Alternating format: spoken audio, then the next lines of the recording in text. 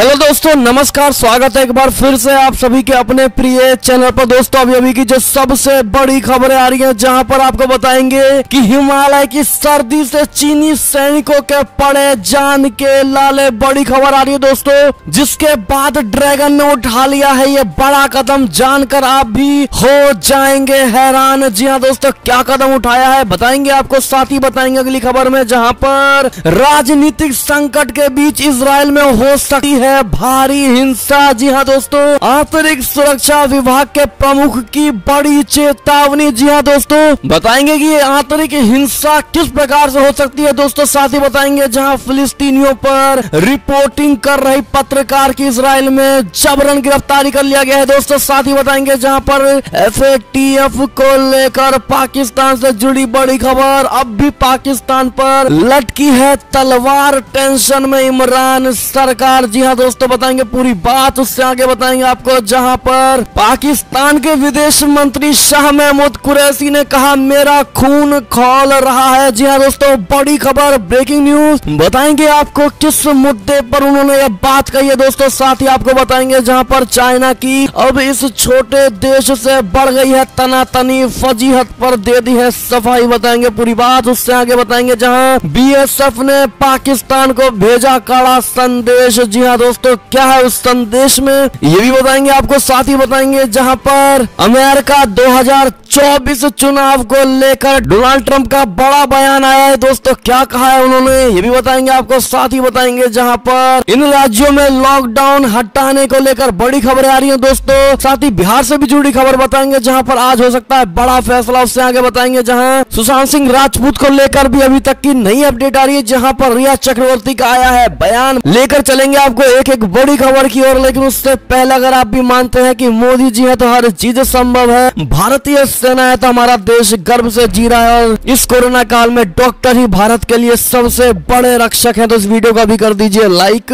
Channel को कर दीजिए सब्सक्राइब, बेल आइकन दबाइए, साथ ही कमेंट बॉक्स में लिख दीजिएगा जय हिंद। जी हाँ दोस्तों, तो चलते हैं पहली और सबसे बड़ी खबर की तरफ, जहाँ हिमालय की सर्दी से चीनी सैनिकों के पड़े जान के लाले। ड्रैगन ने एक साल में बदले 90% जवान। बड़ा आंकड़ा है दोस्तों, और बड़ी खबर है ये। भारत चीन सीमा पर स्थित हिमालय पर तैनात चीनी सैनिकों को अपनी जान के लाले पड़े हुए हैं। हिमालय की सर्द ठंड को सहन करना चीनी सैनिकों के लिए मुश्किल हो रखा है, और यही कारण है कि एक साल के भीतर चाइना को अपने लगभग सभी सैनिक बदलने पड़ गए। 90% सैनिक बदलने पड़े हैं दोस्तों, यानी कि लगभग सारे ही सैनिक बदले गए हैं दोस्तों, और पुराने सैनिकों की जगह नए सैनिकों की तैनाती की गई है। जी हाँ दोस्तों, एक सरकारी अधिकारी ने इंडिया टुडे को बताया है कि चाइना ने पिछले साल LAC लद्दाख क्षेत्र में लगभग 50,000 सैनिकों की तैनाती की थी, मगर चीनी सैनिक वहां का मौसम नहीं झेल पा रहे हैं दोस्तों। इस कारण चाइना को अपने सैनिकों में से लगभग 90% सैनिक बदलने पड़े हैं, और सूत्रों ने यह भी बताया है कि चाइना ने अब नए सैनिकों की तैनाती की है, जिन्हें आसपास के ही दूसरे क्षेत्रों से लाया जा रहा है। खराब मौसम ने चीनी सैनिकों की हालत खराब करके रख दी है। हालांकि भारत भी हर साल अपने सैनिक बदलता है, लेकिन भारत इतने बड़े स्तर पर कभी नहीं बदलता। जी हाँ दोस्तों, भारत लगभग 40 से 50% के स्तर पर अपने सैनिकों की अदला बदली करता है, और ऐसा इसलिए होता है क्योंकि 2 साल लद्दाख क्षेत्र में तैनाती अनिवार्य होती है। ऐसे में दोस्तों बड़ी खबर थी ये चाइनीज सेनाओं को लेकर दोस्तों। ऐसे में अगर आप भी मानते हैं कि भारतीय सेनाओं के सामने चीनी सेना फेल है दोस्तों, और हमारी भारतीय सेना में वो शौर्य और पराक्रम है जो चाइनीज सेना में कभी सोचने पर भी नहीं मिल सकता, तो इस वीडियो का भी कर दीजिएगा लाइक दोस्तों, और कमेंट सेक्शन में भारतीय सेना सर्वोत्तम सेना है ये बात कमेंट में जरूर लिखिएगा दोस्तों। चलते एक और खबर की तरफ, जहां राजनीतिक संकट के बीच इजराइल में हो सकती है हिंसा।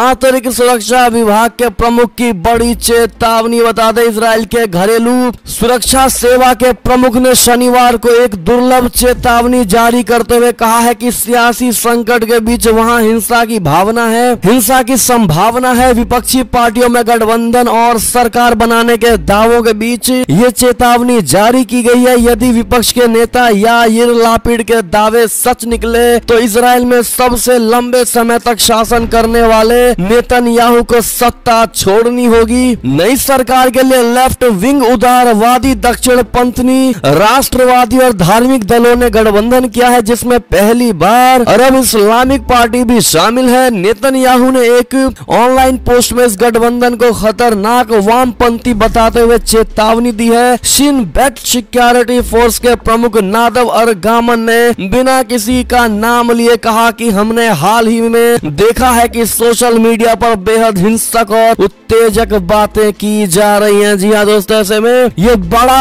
स्तर पर कयास लगाए जा रहे हैं दोस्तों कि प्रधानमंत्री बदले जाने पर इजराइल में बड़ी हिंसा हो सकती है। ऐसे में दोस्तों अरगामन ने राजनीतिक और धार्मिक नेताओं से अपील की है कि जिम्मेदार बने और संभावित उग्रता को शांत करें। उनकी इस चेतावनी ने पूरे इजराइल में बहुत से लोगों के जहन में 1995 की घटना ताजा कर दी है दोस्तों, जिसमें तब के प्रधानमंत्री यित्जहाक राबिन की हत्या कर दी गई थी। जी हाँ दोस्तों, ऐसे में आपकी क्या राय होगी दोस्तों इस खबर को लेकर कमेंट में जरूर बताइएगा। और आंतरिक सुरक्षा विभाग के इस चेतावनी को आप किस नजरिए से देखते हैं दोस्तों, बताना बिल्कुल मत भूलेगा। एक और खबर की बात करें जहां इजराइल से ही खबर है कि फिलिस्तीनियों पर रिपोर्टिंग कर रही पत्रकार की इजराइल में जबरन गिरफ्तारी। जी हाँ दोस्तों, इजराइल की सीमा पुलिस ने अल जजीरा सैटेलाइट चैनल के एक वरिष्ठ संवाददाता को उस वक्त जबरन हिरासत में ले लिया जब वो यरूशलेम से रिपोर्टिंग कर रही थी और वो यहाँ फिलिस्तीनियों के एक धरने को कवर कर रही थी। शेख जर्राह में हिरासत में लेने के कई घंटे बाद शनिवार को गिवारा बुदेरी को रिहा कर दिया गया। जी हाँ दोस्तों, बढ़ते हैं और खबर की तरफ जहाँ पाकिस्तान से बड़ी खबर है। FATF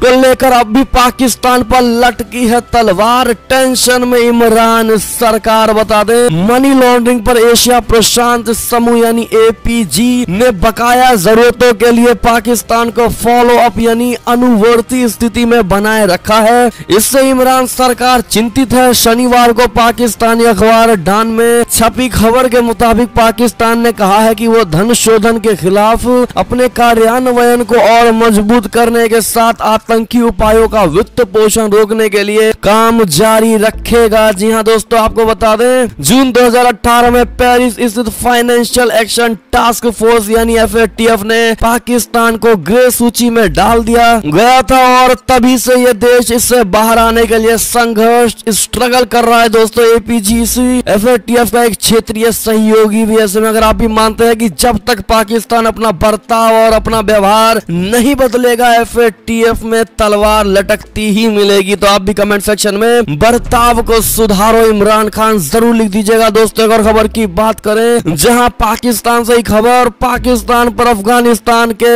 NSA की आपत्तिजनक टिप्पणी के बाद शाह महमूद कुरैशी भड़के, कहा मेरा खून खौल रहा है। जी हां दोस्तों, पाकिस्तान के विदेश मंत्री शाह महमूद कुरैशी अफगानिस्तान के राष्ट्रीय सुरक्षा सलाहकार हमदुल्लाह मोहिब पर हमलावर हुए हैं। दोस्तों पाकिस्तान में आपत्तिजनक टिप्पणी का जवाब देते हुए कुरैशी ने कहा अफगानिस्तान के राष्ट्रीय सुरक्षा सलाहकार मेरी बात ध्यान से सुने। पाकिस्तान के विदेश मंत्री के तौर पर मैं कहता हूं कि कोई पाकिस्तानी ना आपसे हाथ मिलाएगा और ना बात करेगा। अगर आप जिस भाषा का इस्तेमाल कर रहे हैं और पाकिस्तान पर आरोप लगा रहे हैं उसे बंद नहीं करते हैं तो जी हां दोस्तों, आपको बता दें इस बयान के बाद कुरैशी ने कहा है कि पाकिस्तान के प्रधानमंत्री से लेकर सेना चीफ तक शांति वार्ता के लिए काबुल गए, लेकिन फिर भी मोहिब ने पाकिस्तान के खिलाफ आपत्तिजनक टिप्पणी दी है। मोहिब ने पाकिस्तान को वेश्यालय बताया था, ऐसा कुरैशी ने कहा है। दोस्तों आगे उन्होंने कहा कि आपको शर्मिंदा होना चाहिए और शब्दों पर अफसोस होना चाहिए और आपके भाषण के बाद से मेरा खून खौल रहा है। आप अपना व्यवहार सुधारिए, उसके बारे में सोचिए। मैं पूरे अंतरराष्ट्रीय समुदाय से कहता हूं कि अगर ऐसा ही रहा तो ये इंसान जो खुद को अफगानिस्तान का NSA कहता है यानी सुरक्षा सलाहकार कहता है, वो शांति को खराब करने की भूमिका निभाएगा। ऐसे में कुरैशी भड़कते हुए ये बड़ी बात कह दी है। दोस्तों अगर आप भी मानते हैं कि पाकिस्तान का चलो खून तो खौला, तो आप भी कमेंट सेक्शन में कुरैशी को लेकर दो बातें जरूर कह दीजिएगा दोस्तों। देखते हैं क्या कहते हैं आप लोग। साथ ही इस वीडियो को अभी तक लाइक नहीं किया तो लाइक जरूर कर दीजिएगा दोस्तों, बहुत मेहनत लगती है वीडियो बनाने में। एक और खबर की बात करें तो चाइना की अब इस छोटे देश से भारी तनातनी फौजी हद पर दे दी है बड़ी सफाई। बता दे वियतनाम, फिलीपींस, ब्रूने और ताइवान के बाद चीन का मलेशिया के साथ भी तनाव बढ़ गया है। अपने हवाई क्षेत्र में चीनी लड़ाकू विमानों के घुसने पर मलेशिया ने कड़ा विरोध जताया है। मलेशिया के विदेश मंत्री हिशामुद्दीन हुसैन ने बताया है कि चाइना के 16 लड़ाकू विमान बोर्नियो द्वीप पर सरवाक के तट से 110 किलोमीटर अंदर तक आ गए थे। आप सभी को पता होगा। चेतावनी दिए जाने के बावजूद वे सीमा से नहीं निकले थे दोस्तों। मलेशिया ने इस मसले पर चाइना के राजदूत को तलब करके विरोध प्रकट कर दिया है। मलेशिया के विदेश मंत्री हिशामुद्दीन हुसैन ने इसे मलेशियाई हवाई क्षेत्र और संप्रभुता के उल्लंघन का मामला बताया है। दोस्तों आपकी क्या राय होगी बताइएगा जरूर। बढ़ते अगली खबर की तरफ, जहां बीएसएफ ने पाकिस्तान को भेजा है कड़ा संदेश। कहा सीमा पार से तस्करी बंद हो वरना। जी हाँ दोस्तों, सीमा सुरक्षा बल ने शनिवार को पाकिस्तान में अपने समकक्ष को एक कड़ा विरोध यानी कि विरोध नोट भेजा है दोस्तों, जिसमें कहा गया है कि वो अपने नागरिकों द्वारा सीमा पार तस्करी की घटनाओं की जांच करें। आपको बता दें कि 2 दिन पहले बीएसएफ ने पाकिस्तान से संदिग्ध तस्करों द्वारा घुसपैठ की कोशिश को नाकाम कर दिया था। अधिकारियों ने कहा है कि राजस्थान के बीकानेर जिले में अंतर्राष्ट्रीय सीमा यानी आईबी और 56 किलोग्राम हीरोइन बरामद की, जिसकी कीमत 200 करोड़ रुपए से अधिक है। जी हाँ दोस्तों, बढ़ते अगली खबर की तरफ, जहां अमेरिका से खबर। पूर्व राष्ट्रपति डोनाल्ड ट्रंप बोले 2024 में रिपब्लिकन पार्टी सत्ता में फिर से लौटेगी। जी हाँ दोस्तों, पिछले साल व्हाइट हाउस और ओवल ऑफिस छोड़ने के बाद पूर्व अमेरिकी राष्ट्रपति डोनाल्ड ट्रंप ने पहली बार चुप्पी तोड़ी है दोस्तों। उत्तरी कैरोलिना रिपब्लिकन कन्वेंशन में ट्रंप ने कहा है कि हम उत्तरी कैरोलिना एक बार फिर से जीतेंगे, इसके लिए जमीनी स्तर पर काम चालू है। हम 1 साल में उत्तरी कैरोलिना के महान राज्य को आगे बढ़ाएंगे और इसी के बाद उन्होंने कहा कि हम 2024 का चुनाव जीत कर रहेंगे। रिपब्लिकन पार्टी फिर से सत्ता में लौटेगी। कितने भाई मानते हैं कि डोनाल्ड ट्रंप फिर से सत्ता में आने वाले हैं दोस्तों, और कितने नहीं मानते? कारण जरूर दीजिएगा दोस्तों, कमेंट जरूर करिएगा डोनाल्ड ट्रंप को लेकर। एक और खबर की बात करें तो हमास आतंकवादियों को ट्रेनिंग देती है पाकिस्तानी सेना। वरिष्ठ सांसद ने खोली इमरान सरकार की पोल। जी हाँ दोस्तों, पाकिस्तानी सेना गाजा पट्टी में सक्रिय हमास के आतंकियों को मिलिट्री ट्रेनिंग दे रही है दोस्तों। इस बात का खुलासा पाकिस्तान के वरिष्ठ नेता और पूर्व राजनयिक राजा जफर उल हक ने खुद किया है दोस्तों। उन्होंने कहा है कि पाकिस्तानी सेना बहुत पहले से ही हमास के लड़ाकों को ट्रेनिंग दे रही है और जो अब भी जारी है। इतना ही नहीं कहा तो यहाँ भी जा रहा है दोस्तों कि पाकिस्तानी सेना की स्पेशल कमांडो यूनिट SSG की एक बटालियन इस ट्रेनिंग सेंटर को चलाने के लिए गाजा में कई साल पहले से ही तैनात है। और खबर की बात करें तो चाइनीज वैक्सीन सिनोफार्म लेकर फंस गया पाकिस्तान। सऊदी अरब के पेच फंसाने से इमरान खान हुआ परेशान। बता दे चाइना द्वारा निर्मित कोरोना वैक्सीन सिनोफार्म को लेकर पाकिस्तान फंस गया है दोस्तों। पाकिस्तान में तमाम लोग लगवा चुके हैं इस सिनोफार्म वैक्सीन को, लेकिन अब इस वैक्सीन के सर्टिफिकेट को कुछ देश मानने को तैयार ही नहीं है। जी हाँ दोस्तों, और मामला इतना बिगड़ गया है कि पाकिस्तान के प्रधानमंत्री इमरान खान को लोगों के गुस्से का सामना करना पड़ रहा है। जी हाँ दोस्तों, इमरान अब खुद ऐसे देशों से बात कर रहे हैं जो सिनोफार्म का सर्टिफिकेट नहीं मान रहे हैं। जी हाँ दोस्तों, इमरान के मंत्री को इस बाबत मीडिया में सफाई भी देनी पड़ी है दोस्तों। पाकिस्तान के गृह मंत्री शेख राशिद अहमद ने कहा है कि प्रधानमंत्री इमरान खान ने कैबिनेट को सूचित किया है कि वो इस मामले पर संबंधित देशों के नेताओं के साथ बातचीत कर रहे हैं। और खबर की बात करें तो नेपाल में विवाद के बाद सुप्रीम कोर्ट की नई संविधान पीठ का गठन, संसद भंग मामलों की करेगी सुनवाई। जी हाँ दोस्तों, एक और खबर की अगर बात करें तो ताइवान का है आरोप, कोरोना वायरस वैक्सीन हासिल करने में अड़ंगा लगा रहा है चीन। मदद को आगे आया है अमेरिका। बता दें अमेरिका दूसरे देशों को कोविड-19 टीके की लाखों खुराक देने के राष्ट्रपति जो बाइडेन के कदम के तहत ताइवान को टीके की 7,50,000 खुराक देगा। 3 सांसदों ने रविवार को इस बारे में बताया है। ताइवान ने शिकायत की है कि चाइना महामारी के बीच टीकों को प्राप्त करने के उसके प्रयास में बाधा उत्पन्न कर रहा है, चीन ताइवान से अपना क्षेत्र होने का दावा करता है। ताइवान कोविड-19 रोधी टीके की कमी का सामना कर रहा है और अमेरिका चाइना रिश्तों में ताइवान का भू राजनीतिक महत्व है। अगर आप भी मानते हैं कि चाइना जैसा देश जिसने ये बायो वेपन यानी कोरोना रोग फैलाया है दोस्तों, और ऐसे में दूसरों को वैक्सीन लेने में भी अड़ंगा डाल रहा है दोस्तों, तो आप भी कमेंट में अपनी राय अवश्य दीजिएगा। बढ़ते अगली खबर की तरफ, जहां शाही इमाम सैयद अहमद बुखारी ने प्रधानमंत्री मोदी जी से की है गुजारिश, कहा ऐतिहासिक जामा मस्जिद की कराएं मरम्मत। जी हाँ दोस्तों, दिल्ली जामा मस्जिद के शाही इमाम सैयद अहमद बुखारी ने प्रधानमंत्री नरेंद्र मोदी जी से गुजारिश की है कि वे भारतीय पुरातत्व सर्वेक्षण विभाग को ये निर्देश दे कि वो जामा मस्जिद का निरीक्षण करें और जरूरी मरम्मत करवाएं। गौरतलब है कि शुक्रवार को आई आंधी बारिश में 17वीं शताब्दी की मस्जिद की मीनार क्षतिग्रस्त हो गई थी, जिसके बाद रविवार को शाही इमाम ने प्रधानमंत्री मोदी जी को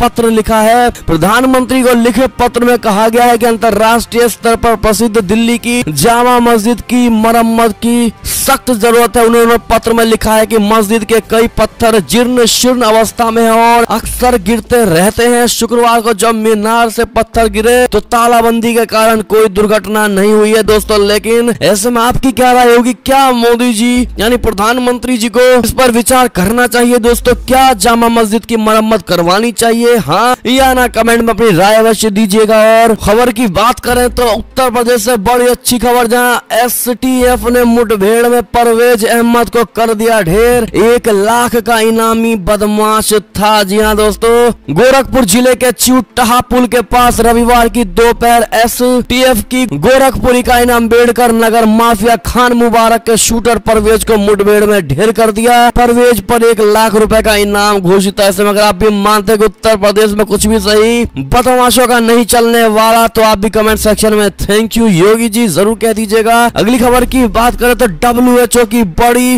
रिपोर्टिंग 60% टीके मिले हैं अमेरिका, चाइना और भारत को। जी हाँ दोस्तों, अब तक विश्व भर में वितरित किए गए कोरोना रोधी 2 अरब टीकों में से करीब 60% टीके महज 3 देशों चाइना, अमेरिका और भारत को मिले हैं। ये कहना है WHO महानिदेशक टेड्रोस एडहाम घेब्रेयेसस के वरिष्ठ सलाहकार ब्रूस एली वर्ड का। जी हाँ दोस्तों, आपकी क्या राय होगी ऐसे में कमेंट जरूर करिएगा। एक और खबर की बात करें तो सागर हत्याकांड से जुड़ी बड़ी खबर, मंडोली जेल में सुशील की जान को था खतरा, दूसरे वार्ड में शिफ्ट किए गए लॉरेंस बिश्नोई और संपत नेहरा। जी हाँ दोस्तों, दिल्ली की मंडोली जेल में बंद पहलवान सुशील कुमार की सुरक्षा को लेकर तिहाड़ जेल प्रशासन हरकत में आ गया है। मंडोली जेल में ही बंद सुशील के विरोधी गैंगस्टर लॉरेंस बिश्नोई का मंडोली जेल से तिहाड़ जेल नंबर 1 के हाई सुरक्षा वार्ड में शिफ्ट कर दिया गया है दोस्तों। तिहाड़ जेल प्रशासन सुशील के विरोधी एक अन्य गैंगस्टर संपत नेहरा, जो फिलहाल मंडोली जेल नंबर 15 के वार्ड नंबर 4 में बंद है, उसको भी कल मंडोली से तिहाड़ जेल में शिफ्ट किया जाएगा। जी हाँ दोस्तों,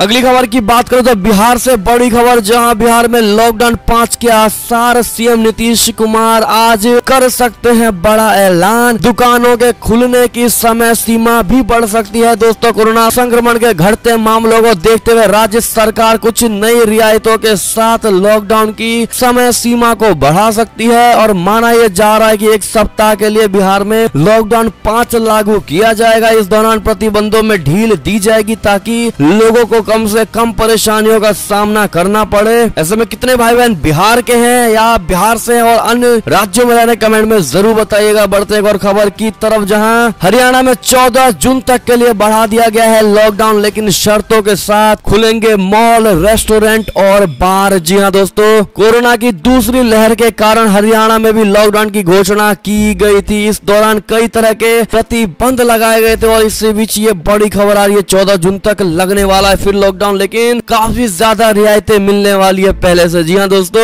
अंतिम खबर की बात करें तो रिया चक्रवर्ती ने लगाया सुशांत सिंह राजपूत के परिवार पर बड़ा आरोप, कहा साथ मिलकर करते थे नशा। जी हाँ दोस्तों, सुशांत सिंह राजपूत ड्रग्स कनेक्शन मामले में मुख्य आरोपी रिया चक्रवर्ती का एनसीबी को दिया एक बालिया बयान सामने आया है। इस बयान में रिया ने सुशांत के परिवार पर गंभीर नशे का आरोप लगाया है दोस्तों।